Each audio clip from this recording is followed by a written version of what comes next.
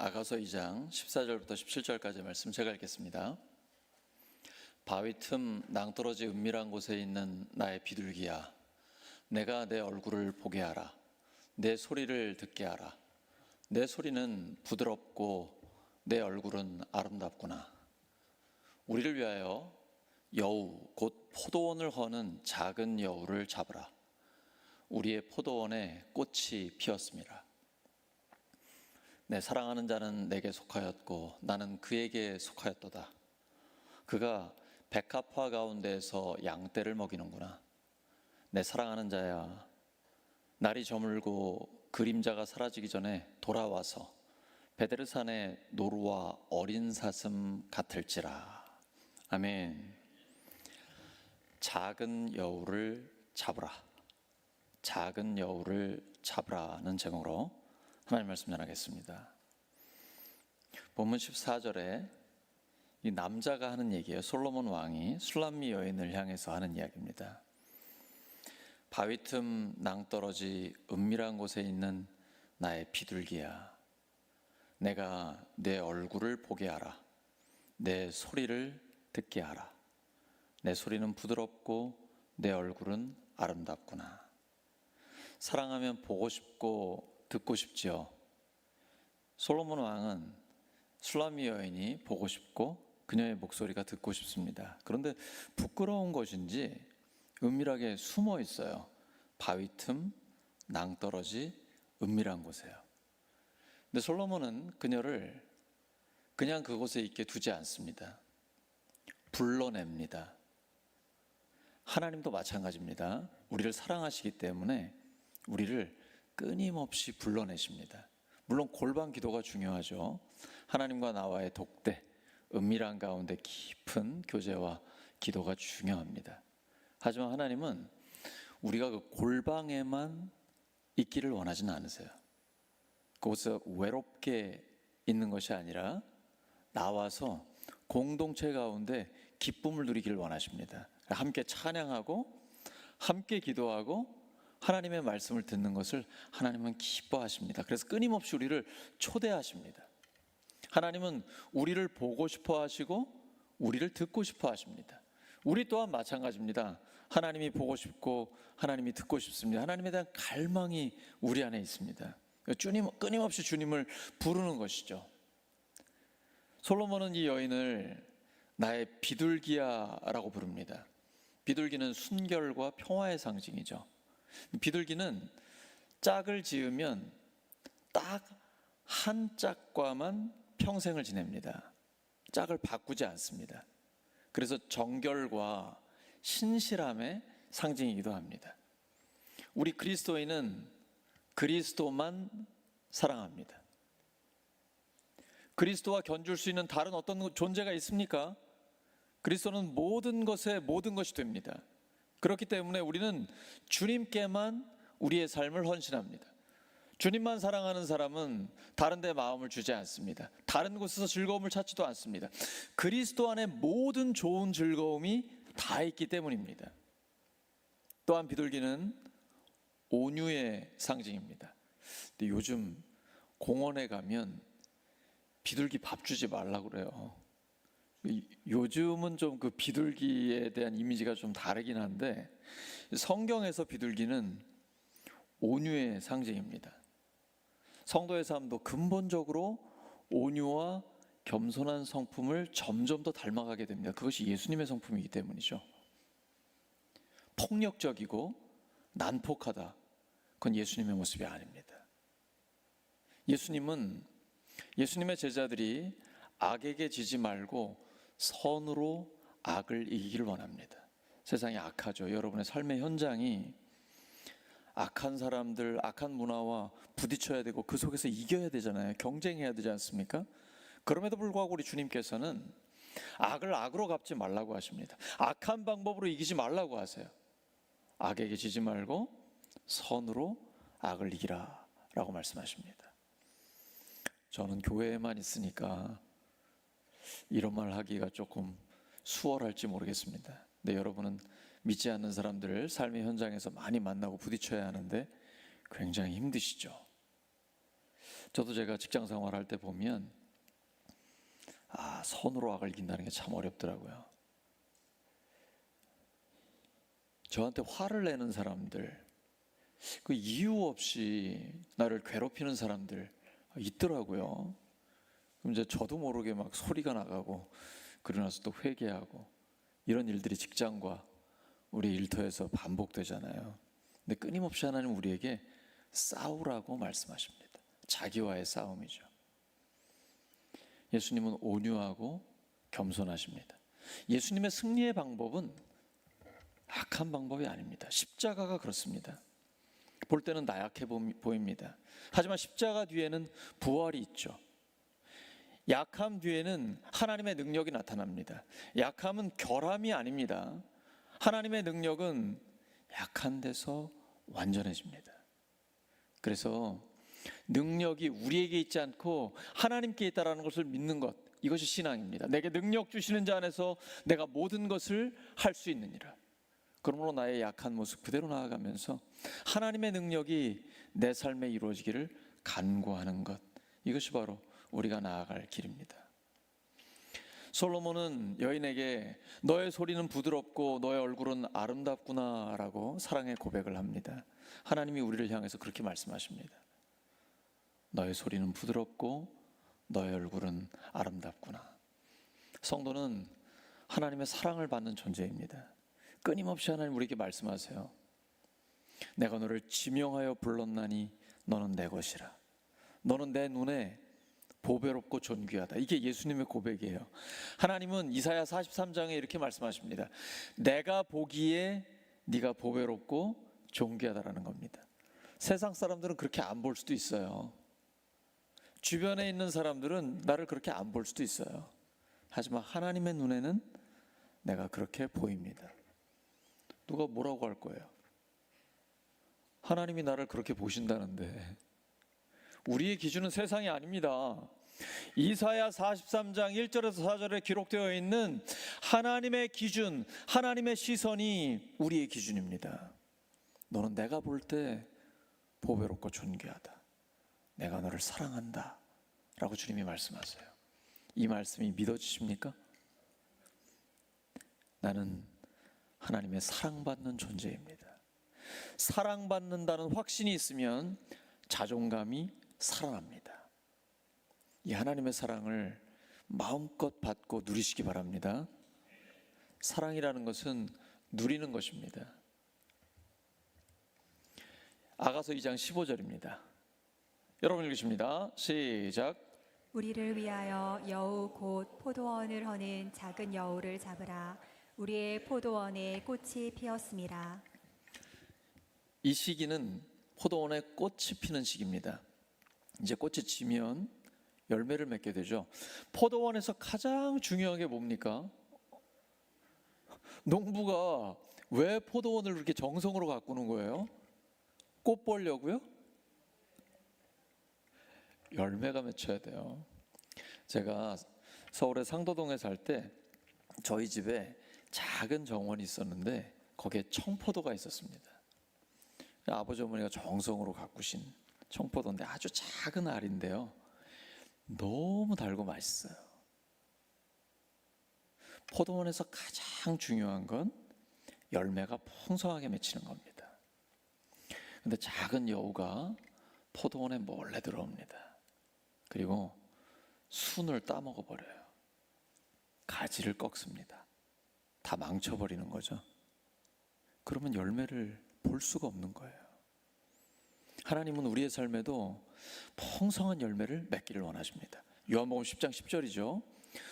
도둑이 오는 것은 도둑질하고 우리를 죽이려는 것입니다. 근데 예수님이 온 것은 우리로 생명을 얻고 더 풍성히 얻게 하라는 것입니다. 하나님은 우리가 하나님의 생명을 풍성히 누리기를 원하세요. 하나님의 기쁨을 충만하게 누리기를 원하십니다. 그리고 우리의 삶에 아름다운 열매를 많이 맺기를 원하세요. 이걸 망치는 게 있어요. 작은 여우입니다. 내 삶에 작은 여우가 뭘까요?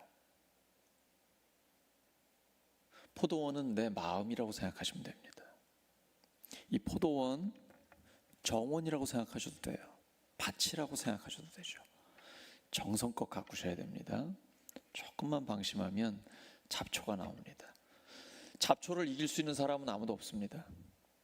그래서 저는 아예 잡초의 씨를 말리기 위해서 밭에다가 검은 천을 씌워버렸습니다. 저는 제가 늘 성경을 연구해야 되기 때문에 밭을 돌볼 여유가 없었어요. 그런데 처음 갔을 때는 그냥 잡초가 나오면 저는 풀이 나오니까 참 예쁘고 좋았습니다. 근데 성도님들이 이거 안 된다고 말씀하시더라고요. 동네에 있는 이웃들이 그걸 보면 목사님이 굉장히 게으르다고 생각하기 때문에 잡초를 뽑으라고 하시는 거예요. 저는 그걸 이해할 수가 없었어요. 저렇게 예쁘게 나오는 풀들을 왜 뽑아야 되나. 근데 도저히 성도님들의 그 마음을 이제 제가 헤아리고 도와드리려면 잡초를 아예 나오지 못하게 해야 되겠더라고요. 그래서 햇빛을 다 가려버렸습니다. 그랬더니 나오질 않더라고요. 여러분, 이 포도원은, 밭은 아주 정성껏 늘 돌봐야 됩니다. 내 마음을 항상 들여다보고 있어야 됩니다. 우리 마음의 작은 여우는 뭘까요? 욕심이 대표적이에요. 야고보서 1장 15절입니다. 욕심이 잉태한 즉 죄를 낳고 죄가 장성한 즉 사망을 낳느니라. 저는 새벽마다 이 욕심과 욕망과 싸웁니다. 왜냐하면 날마다 욕심이 올라오기 때문이죠. 분리수거를 하듯이, 음식물 쓰레기를 처리하듯이 날마다 욕심을 처리하셔야 됩니다. 욕망을 처리하셔야 됩니다. 그러지 않으면 욕심이 잉태한 즉 죄를 낳고 죄가 장성한 즉 사망을 낳게 됩니다. 이 욕심 때문에 망가지게 되는 것이죠. 작은 죄, 이거를 우리가 허투루 생각하면 금방 큰 문제가 발생합니다. 요즘은 스마트폰을 통해서 밤낮 없이 작은 죄들이 들어옵니다. 엄밀한 의미로 작은 죄는 없습니다. 왜냐하면 모든 죄는 하나님과의 관계를 단절시키기 때문입니다. 우리는 작다고 생각합니다. 별거 아니라고 생각해요. 말 한마디가 천국 같은 분위기를 지옥처럼 바꿀 수 있습니다. 가정도 그렇습니다. 목장이나 교회도 그래요. 말 한마디 때문에 분위기 확 바뀌게 되는 것입니다. 그래서 작은 것을 허투루 생각하시면 안 됩니다. 항상 세심하게 내가 무슨 생각을 하는지, 무슨 말을 하는지 면밀히 관찰하셔야 됩니다. 마음을 잘 돌보셔야 돼요. 잡초가 나오면 바로 뽑아버려야 됩니다. 그렇지 않으면 내가 작다고 생각한 것이 내 마음을 망쳐버리게 되는 것입니다. 모든 죄는 하나님과의 관계를 단절시킵니다. 그러면 하나님의 음성이 들리지 않습니다. 마음이 혼탁해집니다. 눈빛도 흐려집니다. 눈빛 딱 보면 알거든요. 자녀들을 양육할 때 아이들이 아빠가 들어오는 소리가 나오면 정신을 바짝 차립니다. 그런데 눈빛을 보면 금방 알아요. 얘가 지금 한 3시간 스마트폰을 봤구나. 벌써 딱 눈빛이 동태 눈빛이에요. 그런데 언뜻 때 보면 아이의 눈이 별처럼 반짝입니다. 이 아이에게 지금 기쁨이 있고 오늘 하루 종일 꿈을 위해 달려갔다라는 게 눈빛만 보면 알게 되거든요. 영적인 사람은 눈이 살아있어요. 옆 사람 눈을 한번 봐주기 바랍니다.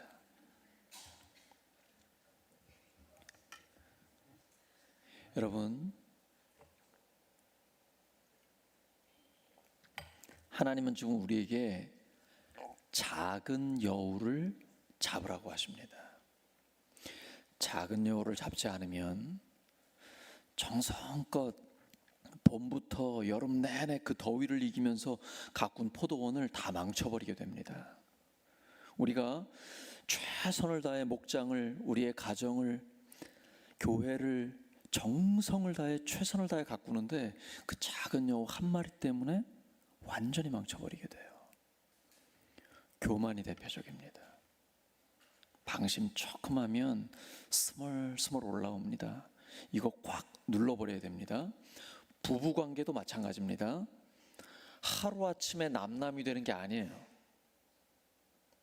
조금 틈이 벌어졌는데 마귀에게 그 틈을 주고 이 틈이 점점 더 벌어지게 되면 나중에 메울 수가 없습니다. 그래서 그런 결과가 나타나게 되는 것이거든요. 부부 사이 철저히 관리하셔야 됩니다. 조금의 틈도 벌어지지 않도록 틈이 벌어진 것 같으면 빨리 해결하셔야 합니다. 예배도 마찬가지입니다. 한 번 지각하는 것과 매번 지각하는 것은 차원이 다른 이야기입니다. 항상 지각하는 사람 매우 위험합니다. 그런 사람은 시간이 흐르면 흐를수록 영적인 기쁨이 사라질 수 있습니다. 습관입니다.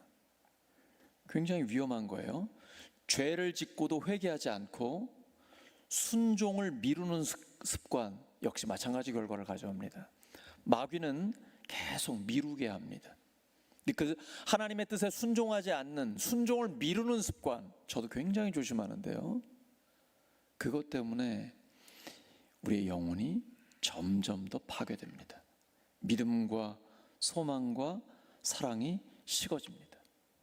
마음속에 일어나는 질투, 우월감, 열등감, 우울함, 다른 사람을 은근히 무시하는 태도, 분노와 짜증, 용서하지 못하는 마음, 거짓말, 미움, 이 모든 것이 작은 여우가 될 수 있습니다.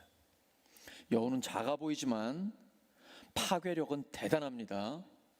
그 작은 여우 하나 때문에 완전히 다 날아갑니다. 요즘 쇼츠 많이 보시죠? 쇼츠는 짧잖아요. 그러니까 짧은데 뭐 방심했다가는 몇 시간 훌쩍 갑니다. 그리고 그걸 반복하다 보면 내가 왜 이렇게 시간을 허비하지? 공허해집니다. 삶이 황폐해집니다. 이게 미디어 중독의 폐해입니다. 당장 끊으셔야 합니다. 내가 무엇을 보고 어떤 선택을 하는가, 이것이 내 인생을 바꿉니다. 내 미래가 달라져요. 여러분 우습게 보시면 안 돼요. 쇼츠 같은 거, 요즘은 드라마도 굉장히 짧다면서요. 저는 전혀 본 적이 없지만 여러분 그런 거 조심하셔야 됩니다. 끊임없이 유혹하는 거거든요. 이걸 빨리 끊어버리셔야 돼요. 죄를 죽여야 합니다. 그렇지 않으면 죄가 나를 죽입니다. 하나님은 가인에게 죄를 다스리라고 말씀하십니다.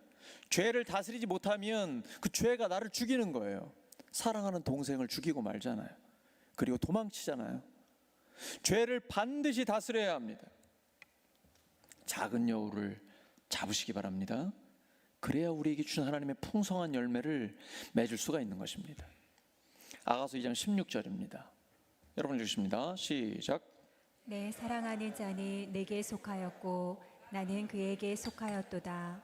그가 백합화 가운데서 양떼를 먹이는구나. 내 사랑하는 자는 내게 속하였고 나는 그에게 속하였도다. 사랑하면 자원해서 속해집니다. 속해 있는 그런 관계가 되는 것이죠. 이건 소유가 아닙니다. 그러니까 욕망에 근거한 소유와는 다른 것입니다. 내 욕망을 채우기 위해서, 내 이기적인 욕심을 채우기 위해서 그 사람을 이용하는 것은 자기중심적인 관계죠. 이건 깨지게 되어 있습니다. 항상 확인하셔야 돼요. 내가 지금 사랑이라고 생각을 하고 있는데 이게 자기중심적인 관계인가 그리스도 중심적인 관계인가, 이걸 보셔야 됩니다. 그리스도 중심적인 관계는 굉장히 건강한 관계를 이루게 됩니다. 그리고 일방적이지 않습니다. 기다려줍니다. 상호 존중합니다. 성경을 보세요. 성경은 다 상호 존중입니다. 서로 사랑하는 것이고 서로 섬기는 겁니다. 그렇기 때문에 건강한 관계가 이루어지게 되는 것이죠. 관계 안에서 두려움이 없어요. 평온합니다.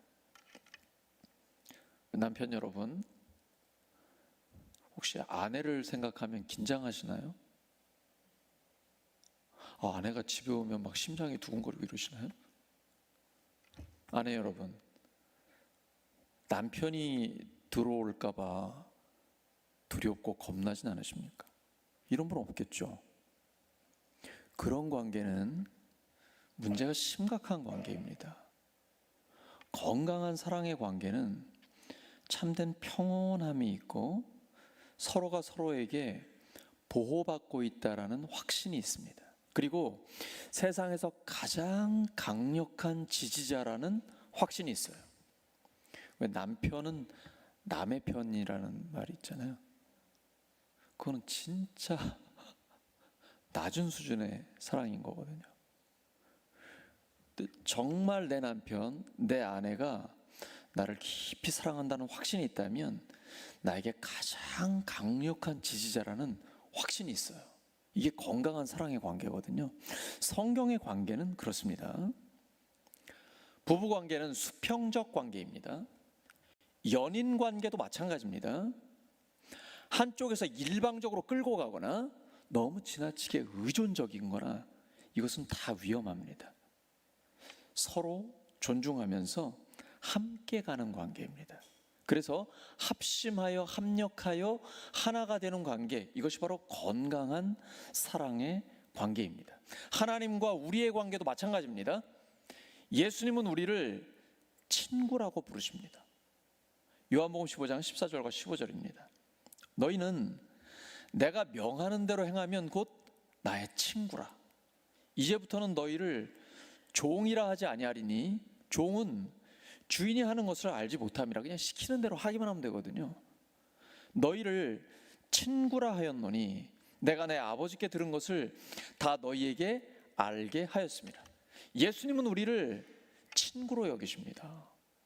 우리는 무서워하는 종의 영을 받은 게 아니라 양자의 영, 하나님의 아들, 딸의 영을 받은 사람입니다. 어떤 사람은 구약적인 하나님만 알고 있어서 하나님을 생각하면 너무 무서워하는 사람이 있어요. 이 부분은 복음을 받아들이셔야 됩니다. 성경의 핵심은 그리스도의 십자가예요.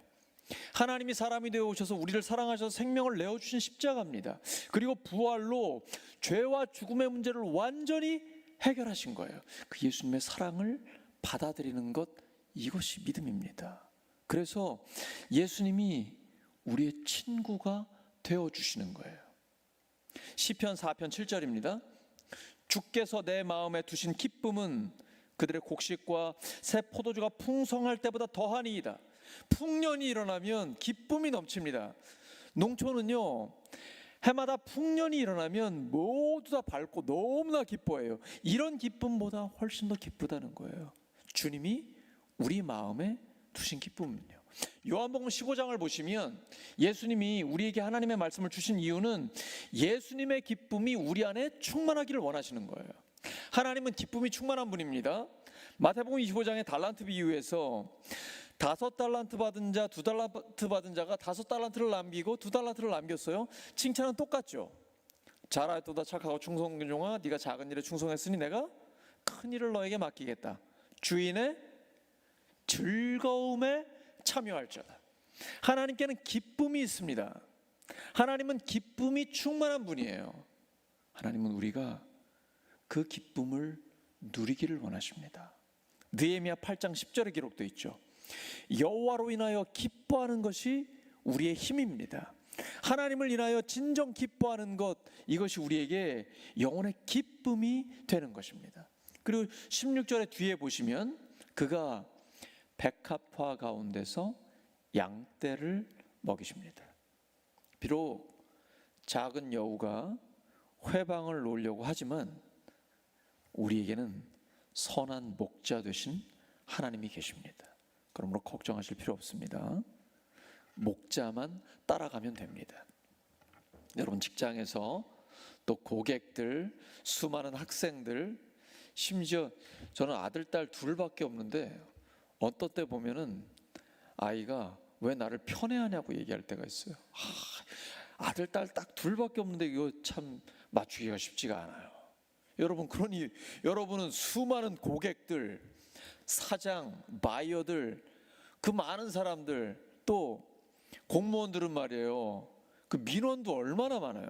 민원 때문에 힘들다고 많이들 하시잖아요. 그 수많은 사람들의 눈치를 다 맞추려면, 그거 보려면 얼마나 힘들겠어요. 여러분, 힘들게 사지 마시고 저처럼 사시기 바랍니다. 저는 딱 한 분 눈치만 보기로 했습니다. 어차피 사람들의 분위기 다 못 맞춰줍니다. 한 분만 맞추세요. 그런데 신기한 일이 일어납니다.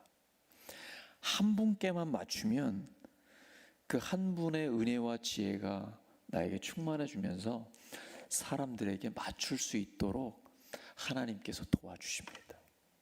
여러분의 삶에서도 그렇게 사시기 바랍니다. 여러분, 예를 들어 이제 택시 영업을 하시면 이 어떤 고객이 탈지 아무도 모르잖아요. 그 일일이 다 어떻게 맞추겠어요? 취객이 탈 때도 있고 별 사람 다 있잖아요. 그런데 내가 하나님께만 맞추면 하나님이 나한테 주시는 말씀이 있어요. 원수를 사랑하라. 너를 핍박하는 자를 위하여 기도하라. 너의 이웃을 너 자신처럼 사랑하라. 뭐 이런 말씀이 계속 떠오르는 거예요. 이 하나님께만 맞추면 모든 고객에게 다 맞출 수 있습니다. 모든 학생들 다 사랑할 수 있어요. 우리 청년 중에 보니까 날마다 출근하는 게 너무 힘들다는 거예요. 왜냐하면 학생들 또 만나는, 우리가 전화를 통해서 만나는 수많은 민원 고객들 너무너무 힘들다는 거예요. 그런 직장인들에게 사업의 현장에 그 힘든 상황 가운데서 하나님 우리에게 말씀하시는 거예요. 너에게는 선한 목자가 있다. 그 목자만 따라가라. 그러면 목자가 주시는 지혜를 통해서, 하나님이 공급하시는 능력을 통해서, 평강을 통해, 기쁨을 통해 넉넉히 감당하게 하시겠다라고 약속해 주시는 것입니다. 딱 한 분의 눈치만 보시기 바랍니다. 딱 한 분께만 맞추시기 바랍니다. 그러면 다 해결할 수 있습니다. 아가서 2장 17절입니다. 여러분 읽으십니다. 시작. 내 사랑하는 자야, 날이 저물고 그림자가 사라지기 전에 돌아와서 베데르 산의 노루와 어린 사슴 같을지라. 지금 이제 여인이 솔로몬 왕에게 이야기하는 거예요. 내 사랑하는 자야, 날이 저물고 그림자가 사라지기 전에 돌아와서, 이게 중요합니다.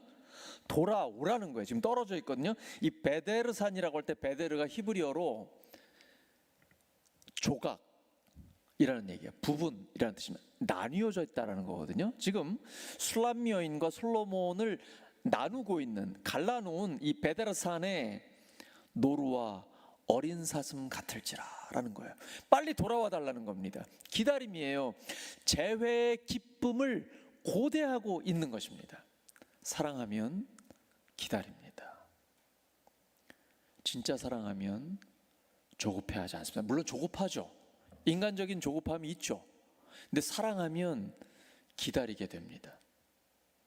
사랑이 실제로 이루어질 때까지 기다려야 진짜 사랑을 누릴 수 있습니다. 사랑은 조급하면 안 됩니다. 조급하면 그르칩니다.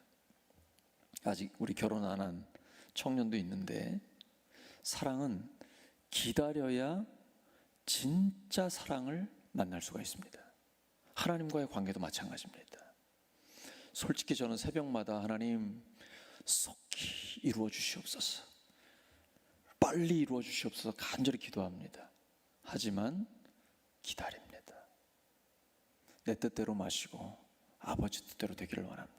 왜냐하면 나는 한 치 앞도 모르거든요. 근데 내 마음대로 내 뜻대로 속히 해주셨다가 큰일 날 수도 있어요. 하나님의 때를 기다리셔야 돼요. 사랑하면 기다립니다. 반드시 기다릴 줄 알아야 합니다. 성도는 하나님의 때를 기다립니다.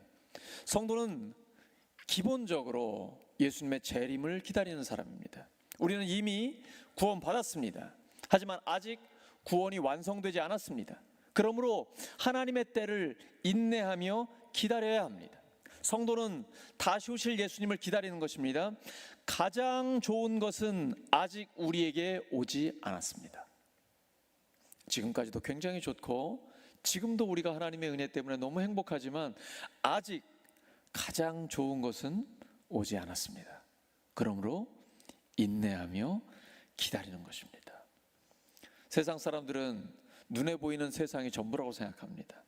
그런데 우리는 다시 오실 예수님을 기다리는 사람입니다. 가장 좋은 하나님 나라를 고대하는 사람입니다. 목적지가 다릅니다. 그러므로 삶의 방식도 다릅니다. 하나님의 나라를 바라보기 때문에 하나님 나라의 방식대로 살아갑니다.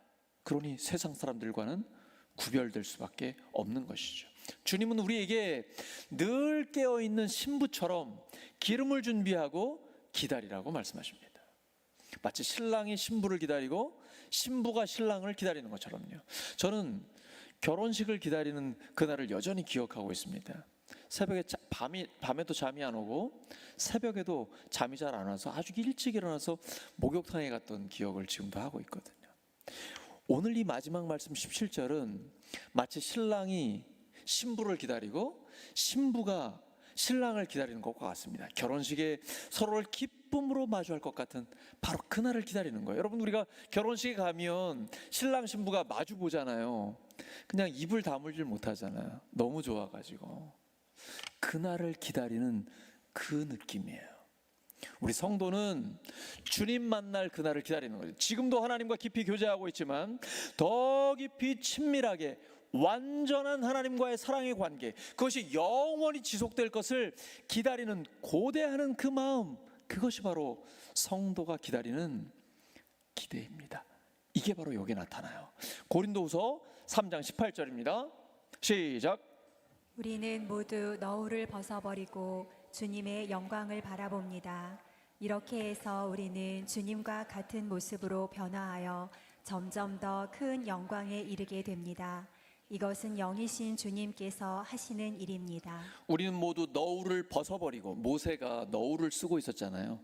하나님의 말씀을 받고 내려왔는데 하나님의 영광의 광채가 얼굴에서 나오니까 사람들이 보지를 못하는 거예요. 그래서 너울로 가려버렸어요. 왜냐하면 이건 없어질 거거든요. 우리는 모두 너울을 벗어버리고 주님의 영광을 바라봅니다. 이렇게 해서 우리는 주님과 같은 모습으로 변화하여 점점 더 큰 영광에 이르게 됩니다. 이것은 영이신 주님께서 하시는 일입니다. 이게 신앙생활입니다. 우리는 주님과 같은 모습으로 변화하여 점점 더 큰 영광에 이르게 됩니다. 이걸 바라보는 거예요. 소망하는 것입니다. 이걸 방해하는 작은 여우가 있습니다. 그걸 잡아야 합니다. 그래야만 이 말씀이 우리의 삶에 실제로 이루어집니다. 사랑하는 우리 울산교회 성도 여러분, 사랑을 망치는 작은 여우를 잡으시기 바랍니다. 사랑은 보고 싶고 듣고 싶은 것입니다. 사랑은 서로를 자유롭게 누리는 것입니다. 주님 말씀하셨죠? 진리를 알지니 진리가 너희를 자유롭게 하리라. 주는 영이시니 주의 영이 계신 곳에는 자유가 있느니라. 신앙생활은 하면 할수록 점점 더 자유로워지는 것입니다. 근데 오히려 신앙생활을 하는데 자꾸 의무감만 더해지고 부담감만 많아지고, 그럼 뭔가 문제가 있는 겁니다. 하나님은 헌신을 강요하지 않으십니다. 다시 한번 말씀드립니다. 하나님은 헌신을 억지로 강요하지 않으십니다. 이스라엘 백성이 왕을 요구할 때, 탕자가 유산을 달라고 할 때, 아빠가 멀쩡히 살아계신데 유산을 달라고 할 때 하나님은 막지 않으셨습니다. 허락하셨어요. 그리고 기다리십니다. 인격적인 분이시죠. 하나님은 그런 분입니다. 헌신을 강요하지 마세요. 그런다고 헌신이 되는 게 아닙니다. 하나님의 은혜를 받으면 자연스럽게 헌신을 하게 됩니다. 그게 진짜 헌신입니다.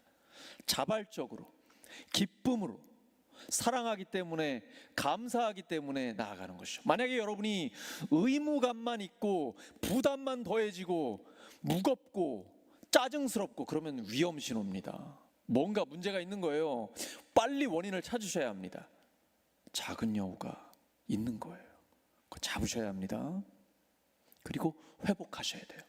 처음 사랑을 회복하고 점점 더 깊은 사랑으로 들어가며 구원의 감격이 새로워져야 합니다. 그래야 기쁨으로 하나님 앞에 주의 일을 감당할 수가 있죠. 이렇게 사랑하면 기다립니다. 하나님의 때를 기다립니다. 하나님과 점점 더 친밀한 사랑의 관계를 누리셔서 풍성한 영혼 구원의 열매를 맺으시기를 예수 그리스도의 이름으로 축원합니다. 하나님 아버지 감사합니다. 작은 여우를 잡을 수 있도록 영적인 민감함을 주시옵소서. 민첩하게 하여 주시옵소서. 영적인 순발력을 주시옵소서. 작지만 교묘하게, 교활하게, 재빠르게 들어와서 우리 영혼을 갉아먹는 것들 빨리 알아채게 하여 주시옵소서. 그리고 그 작은 여우를 쫓아버리게 하여 주시옵소서. 그래서 하나님과의 친밀한 사랑의 관계가 회복되게 해 주시옵소서. 주님을 보고 싶고 주님의 음성이 듣고 싶습니다. 주님 안에서 주님 주시는 자유를 마음껏 누리기를 원합니다. 주님을 고대합니다. 주여, 이 시간 기도할 때 우리에게 말씀하여 주시옵소서. 성령의 감동을 주시옵소서. 성령의 충만함을 주시옵소서. 점점 더 친밀하고 깊은 하나님과의 사랑의 관계가 이루어지게 해 주시옵소서. 그 사랑 누리게 하시고 그 사랑을 나누고 베풀게 해 주시옵소서. 예수님의 이름으로 기도드립니다.